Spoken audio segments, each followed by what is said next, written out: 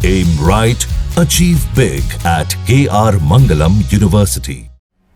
Aircraft accident investigation bureau की report के मुताबिक दोनों फ्यूल कंट्रोल स्विच एक एक सेकंड के अंतर में रन से कट ऑफ पोजीशन में चले गए। ये स्विच ही इंजन में ईंधन की सप्लाई को कंट्रोल करते हैं। इसके बंद होने का मतलब यह होता है कि इंजन तक फ्यूल पहुंचना बंद हो जाता है और विमान ने ताकत खो दी। लेकिन ये हुआ कैसे? क्या पायलट की गलती से फ्यूल स्विच ऑफ हुआ या इसके पीछे की कोई और वजह थी? अहमदाबाद में AI-171 ड्रीमलाइनर में आखिर क्या हुआ, उसकी प्रिलिमिनरी रिपोर्ट आ गई है। उसमें सबसे गौर करने वाली बात या सबसे अलार्मिंग फैक्टर यह है कि दोनों इंजन्स को किल कर दिया गया था और दोनों इंजन बंद कर दिए गए थे उड़ान भरने के कुछ सेकंड बाद। यह बात आगे बढ़ाएं उससे पहले जो महत्वपूर्ण बात है कि दोनों पायलट के बीच उस वक्त बात क्या हुई। उस वक्त बात हुई, एक पायलट की तरफ से कहा गया कि आपने किल क्यों कर दिया, दूसरी तरफ से जवाब आया मैंने ऐसा नहीं किया।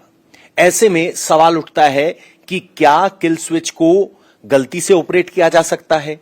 किल स्विच होता क्या है और कैसे काम करता है, इसको समझने के लिए हम फ्लाइट सिमुलेटर में आए हैं। इस वक्त हम जिस फ्लाइट सिमुलेटर में है A320 का है, लेकिन इसका लेआउट कुछ वैसा ही है। यह थ्रॉटल है, थ्रॉटल के नीचे आप जो दो स्विच देख रहे हैं जिस पर इंजन 1 और इंजन 2 लिखा है, ये इंजन को ऑन या ऑफ करने के लिए इस्तेमाल होते हैं और ये दो स्विच ग्राउंड पर इंजन को ऑन करने के लिए और लैंडिंग के बाद इंजन को ऑफ करने के लिए इस्तेमाल होते हैं। हवा में इनका इस्तेमाल तभी हो सकता है जब या तो बर्ड हिट हो या इंजन में आग लगी हो। हमारे साथ पायलट हैं। सर, ये इंजन कैसे ऑपरेट होते हैं और क्या ये गलती से बंद हो सकते हैं? तो यार ये स्प्रिंग लोडेड स्विचेस हैं, इनको अगर आप ऐसे हाथ से मारोगे नहीं जाएंगे पीछे, तो यू हैव टू इनको उठा के आपको पीछे डालना पड़ेगा। तो ये अगर किसी का हाथ जोर से भी लग जाए नहीं बंद होंगे। इसको बंद करने के लिए आपको खींच के पीछे करना पड़ेगा तभी बंद होंगे, अदरवाइज नहीं होते। तो ये गलती से स्विच ऑफ नहीं हो सकते। ड्रीमलाइनर में भी थ्रॉटल के नीचे ही दोनों होते हैं। जैसे इस वक्त प्लेन ऑन है, सर आप अगर टेक ऑफ करना शुरू करें तो प्लेन ऑन है और अगर मैं चाहकर भी इसको बंद करूं तो नहीं होंगे। उसको बंद करने का एक तरीका है, आपको यहां उंगली फंसानी होगी, इसको ऊपर खींचना होगा और पीछे करना होगा। यानी ये लॉक स्विच है, टॉगल स्विच जिसको कहते हैं, जिसको एक इंटेंशनल पुश के बाद ही बंद किया जा सकता है। जैसे अभी हम टेक ऑफ कर रहे हैं, पायलट हमारे साथ है, आपको इस तरह से कॉकपिट में टेक ऑफ दिखाई दे रहा होगा। सारे पैरामीटर्स आपको यहां दिखाई देते हैं। यहां अगर देखेंगे तो आप दोनों इंजन की पावर दिखाई दे रही है। 89% पावर है। फ्यूल कंजम्पशन यहां पर दिखाई दे रही है kilogram per hour, 4300 kilogram per hour, 4320 kilogram per hour दोनों ले रहे हैं और अब हम टेक ऑफ कर गए हैं। जैसे ही यहां हाइट दिखाई दे रही है हमें, यहां अगर आप देखेंगे तो इस पर आपको लगातार हाइट दिखाई देगी।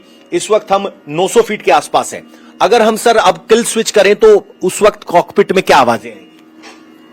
अभी जैसे कि हमने ऑटो पायलट एंगेज कर दिया है और हम जा रहे हैं, एंड अगर मैंने अब अपना इंजन बंद कर दिया तो ये सब होगा। तो इस तरह से वार्निंग आएगी और जहाज एकदम नीचे जाने लगा। अगर आप इंजन देखेंगे तो यहां पर इस स्विच को ऊपर उठाया गया है, ऐसे ऊपर उठाने के बाद आप ऑन कर सकते हैं। तो देखिए इस वक्त यहां कुछ सिनेरियो गड़बड़ हो गया है, हम वहां नहीं जाना चाहते, स्विच पे वापस आएंगे हम।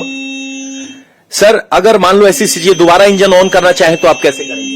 तो अब अगर एक इंजन गया हुआ है तो दूसरे को स्टार्ट कर सकते हैं, बट इन दिस केस दोनों गए हुए हैं तो ऑन कर सकते हैं, बट उसके लिए हाइट चाहिए, आपको हाइट चाहिए और टाइम चाहिए। तो आप अगर ऑन करना चाहें तो आपको इसको ऊपर खींचना पड़ेगा, तब आप आगे कर सकते हैं। और इसका मतलब ऐसा नहीं कि अगर आप ऑन करेंगे तो दोनों हो जाएंगे।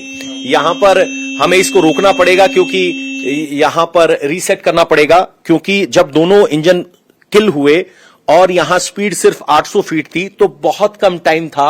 एक इंजन को दोबारा स्टार्ट होने में कितना टाइम लगता है सर इस तरह? ऑलमोस्ट 1.5 मिनट, 1 से 1.5 मिनट के बीच। 1 से 1.5 मिनट, तो वो वक्त इंपॉर्टेंट था। ऐसे में हमारे यहां आने का मकसद सिर्फ इतना है कि ये गलती से स्विच ऑन या स्विच ऑफ नहीं हो सकते। टॉगल स्विच है, आपको ऐसे उठाना पड़ेगा फिर पीछे खींच सकते हैं।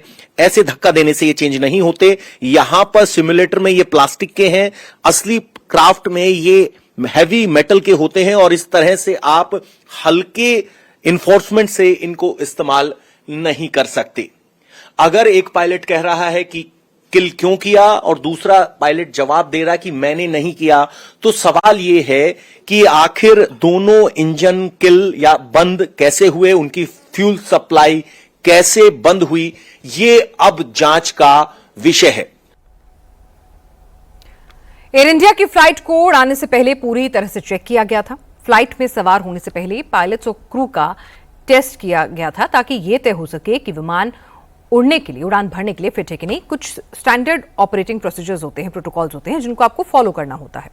दोनों पायलट मुंबई के थे और उड़ान से एक दिन पहले अहमदाबाद पहुंचे थे। उन्हें पर्याप्त आराम भी मिला था।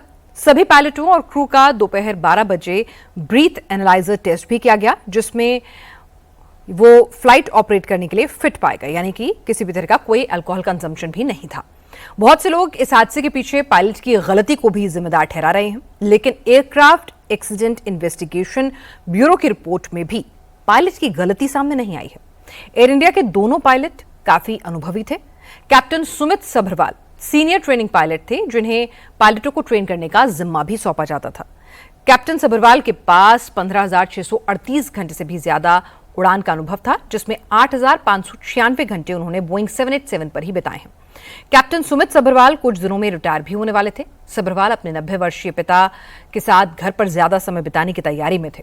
सभरवाल के दोनों बेटे भी कमर्शियल पायलट ही हैं। अहमदाबाद में जो प्लेन हादसे का शिकार हुआ, उसके को पायलट क्लाइव कुंदर भी एक अनुभवी पायलट थे। कुंदर ड्रीम लाइनर पर 1100 घंटे से ज्यादा की उड़ान भर चुके थे। कुंदर ने 2017 में एयर इंडिया ज्वाइन किया था। कुंदर का कुल फ्लाइंग अनुभव 3,403 घंटे का था। उनकी मां रेखा एयर इंडिया में एयर होस्टेस के तौर पर पहले काम कर चुकी हैं। जो ड्रीम लाइनर अहमदाबाद में क्रैश हुआ, उसमें क्या गड़बड़ हुई? कैसे से एकदम डबल इंजन ऑफ हो गए? क्या कोई सॉफ्टवेयर में माल फंक्शन हुआ? इसकी जांच अभी जारी है। जो ड्रीम लाइनर क्रैश हुआ वो 11 साल 5 महीने पुराना था। ड्रीम लाइनर की उम्र 50 साल होती है। AI-171 के पास अभी 41,000 घंटे का फ्लाइट अनुभव था। 8,000 टेक ऑफ और इतनी ही लैंडिंग ये विमान कर चुका था। 787 ड्रीमलाइनर के इंजन को दुनिया के सबसे पावरफुल इंजन्स में से एक माना जाता है। Boeing flying arrow company Dreamliner जरूर बनाती है, लेकिन जो इसका इंजन होता है वो थर्ड पार्टी का होता है, यानी इंजन दूसरी कंपनी से खरीदा जाता है। यही इंजन ड्रीमलाइनर की सबसे बड़ी ताकत है। 787 ड्रीमलाइनर में 2 तरह के इंजन का इस्तेमाल होता है। एक रॉल्स रॉयस स्ट्रेट 1000, दूसरा GEnx 1B इंजन। हर एयरलाइंस अपने हिसाब से इंजन की डिमांड करती है और उसी हिसाब से इंजन का सिलेक्शन होता है। जो ड्रीमलाइनर अहमदाबाद में क्रैश हुआ, उसमें GEnx 1B इंजन लगे थे।